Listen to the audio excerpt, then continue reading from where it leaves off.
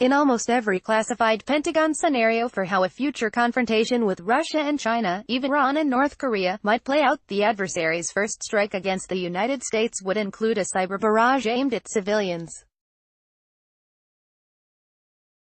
It would fry power grids, stop trains, silence cell phones and overwhelm the internet. In worst-case scenarios, food and water would begin to run out, hospitals would turn people away, separated from their electronics, and thus their connections. Americans would panic, or turn against one another. The Pentagon is planning for this scenario because it knows many of its own war plans open with similarly paralyzing cyber attacks against our adversaries, reflecting new strategies to try to win wars before a shot is fired. Glimpses of what this would look like have leaked out in recent years, partly thanks to Edward J. Snowden, partly because a mysterious group called the Shadow Brokers, suspected of close links to Russian intelligence, obtained terabytes of data containing many of the tools that the National Security Agency used to breach foreign computer networks. It didn't take long for some of those stolen cyber weapons to be shot back at America and its allies, in attacks whose bizarre-sounding names, like WannaCry, suddenly appeared in the headlines every week. Yet the secrecy surrounding these programs obscures most public debate about the wisdom of using them, or the risks inherent in losing control of them. The government's silence about America's new arsenal, and its implications, poses a sharp contrast to the first decades of the nuclear era. Sign up to receive the latest U.S. opinion pieces every weekday. The horrific scenes of destruction at Hiroshima and Nagasaki not only seared the national psyche, but they made America's destructive capabilities, and soon Russia's and China's, obvious or undeniable. Yet even while the government kept the details classified, how to build atomic weapons, where they are stored, and who has the authority to order their launch, America engaged in a decades-long political debate about when to threaten to use the bomb and whether to ban it. Those arguments ended up in a very different place from where they began. In the 1950s, the United States talked casually about dropping atomic weapons to end the Korean War. By the 80s, there was a national consensus that the U.S. would reach for nuclear weapons only if our national survival was at stake. So far, there has been no equivalent debate about using cyber weapons, even as their destructive power becomes more evident each year. The weapons remain invisible, the attacks deniable, the results uncertain. Naturally secretive, intelligence officials and their military counterparts refuse to discuss the scope of America's cyber capabilities for fear of diminishing whatever narrow advantage the country retains over its adversaries. The result is that the United States makes use of this incredibly powerful new weapon largely in secret, on a case-by-case basis, before we fully understand its consequences. Acts that the United States calls cyber network exploitations, when conducted by American forces, are often called cyber attacks, when American citizens are the target. That word has come to encompass everything from disabling the grid, to manipulating an election, to worrying about that letter arriving in the mail warning that someone, maybe criminals, maybe the Chinese, just grabbed our credit cards, social security numbers and medical histories, for the second or third time. During the Cold War, national leaders understood that nuclear weapons had fundamentally changed the dynamics of national security, even if they disagreed on how to respond to the threat. Yet in the age of digital conflict, few have a handle on how this new revolution is reshaping global power. There is still little agreement on whether and when cyber strikes constitute an act of war, an act of terrorism, mere espionage, or cyber-enabled vandalism. During his raucous 2016 presidential campaign, Trump told me in an interview that America was so obsolete in cyber, ignoring, if he was aware of it, that the United States and Israel had deployed the most sophisticated cyber weapon in history against Iran.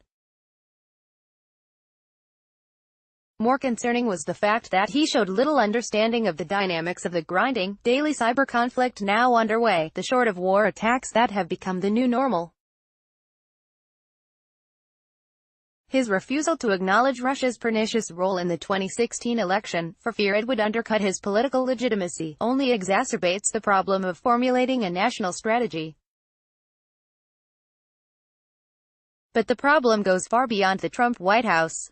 After a decade of hearings in Congress, there is still little agreement on whether and when cyber strikes constitute an act of war, an act of terrorism, mere espionage, or cyber-enabled vandalism. Technological change wildly outpaces the ability of politicians, and the citizens who have become the collateral damage in the daily combat of cyberspace, to understand what was happening, much less to devise a national response. Making matters worse, when Russia used social media to increase America's polarization in the 2016 election, the animus between tech companies and the U.S. government, ignited by Snowden's disclosures 4 years earlier, only deepened. Silicon Valley and Washington are now the equivalent of a divorced couple living on opposite coasts, exchanging snippy text messages. Great powers and once great powers, like China and Russia, are already thinking forward to a new era in which cyber is used to win conflicts before they appear to start. They look at quantum computers and see a technology that could break any form of encryption and perhaps get into the command and control systems of America's nuclear arsenal. They look at bots that could not only replicate real people on Twitter but paralyze early warning satellites. From the NSA headquarters at Fort Meade to the national laboratories that once created the atomic bomb, American scientists and engineers are struggling to maintain a lead. The challenge is to think about how to defend a civilian infrastructure that the United States government does not control, and private networks where companies and American citizens often don't want their government lurking, even for the purpose of defending them. What's missing in these debates, at least so far, is any serious effort to design a geopolitical solution in addition to a technological one. In my national security reporting for the New York Times, I've often been struck by the absence of the kind of grand, strategic debate surrounding cyber that dominated the first nuclear age. Partly that is because there are so many more players than there were during the Cold War. Partly it is because the United States is so politically divided.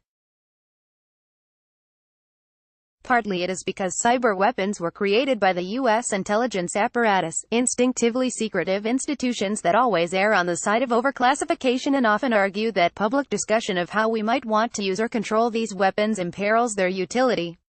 The perfect weapon, David E. Sanger. Some of that secrecy is understandable. Vulnerabilities in computers and networks, the kind that allowed the United States to slow Iran's nuclear progress, peer inside North Korea, and trace Russia's role in the 2016 election, are fleeting.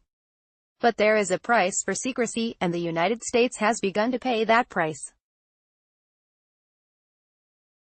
It is impossible to begin to negotiate norms of behavior in cyberspace until we too are willing to declare our capabilities and live within some limits.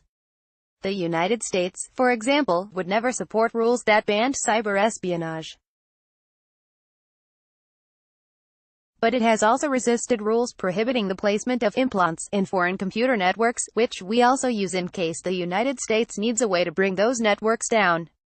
Yet we are horrified when we find Russian or Chinese implants in our power grid or our cell phone systems.